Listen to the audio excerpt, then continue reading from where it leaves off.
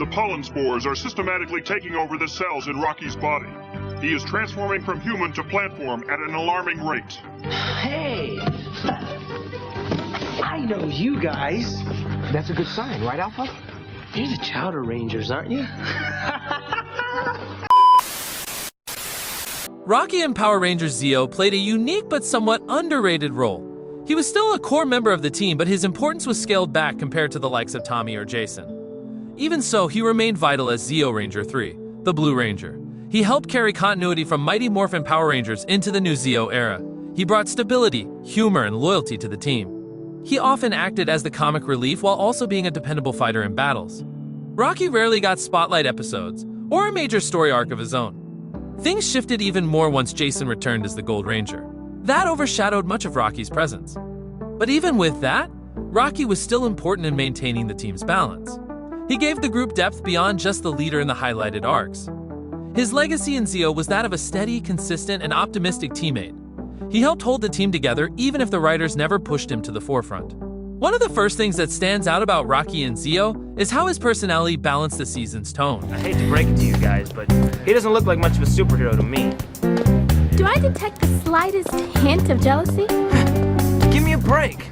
This acting stuff is easy. I could do it with my eyes closed. Watch out! I think you need to keep your eyes open so you don't get hurt.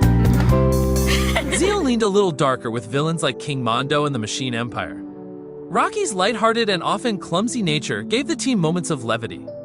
That role mattered because Power Rangers has always thrived on balance. You needed both serious leadership and comedic relief to keep it appealing to kids. Rocky filled that gap perfectly.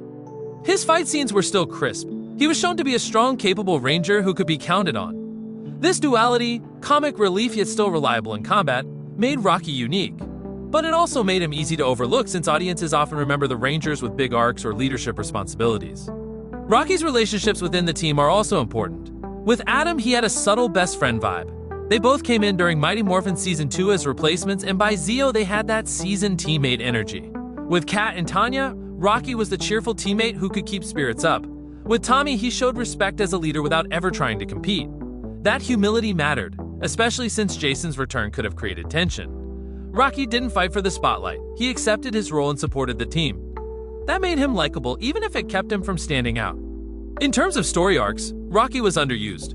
Adam got depth. Tommy was the leader. Kat and Tanya had stories that fleshed out their personal lives. Rocky mostly got background or comedic subplots. He had fun, focused episodes here and there, but they didn't push his character growth. This is why fans debate his importance. Structurally, he was necessary, but narratively, he wasn't given enough. Jason's return as the Gold Ranger shifted attention away from him. Jason was the original Red Ranger. He came back with new powers and instantly became a highlight. That erased Rocky's chance to shine as the Red Ranger's successor.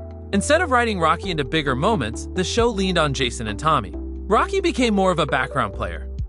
Rocky was a symbolic ranger. He represented the idea of a hero defined not by leadership or power, but by loyalty and consistency. Every time the team morphed or fought together, Rocky was there. His reliability was its own kind of importance. Without him, the team dynamic would have felt off. You always need that one ranger who cracks a joke, keeps the mood light, and still delivers in a fight.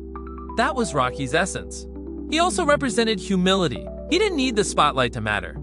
That's a lesson for the audience too. Sometimes being dependable and showing up every day is just as heroic as leading the charge.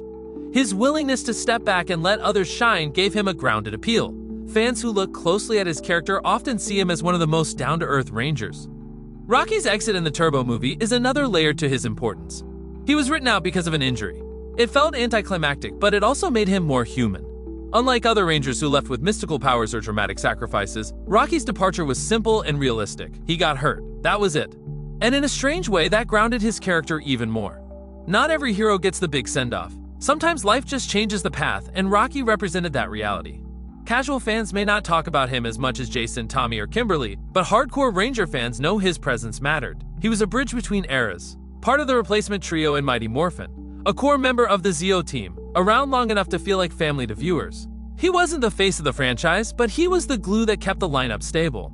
Looking back, Rocky's importance becomes clearer with hindsight. At the time, he might have seemed like the comic relief or the other guy next to Tommy and Jason. But in reality, he was proof that every Ranger mattered. Without him, the team wouldn't have had the same energy or balance.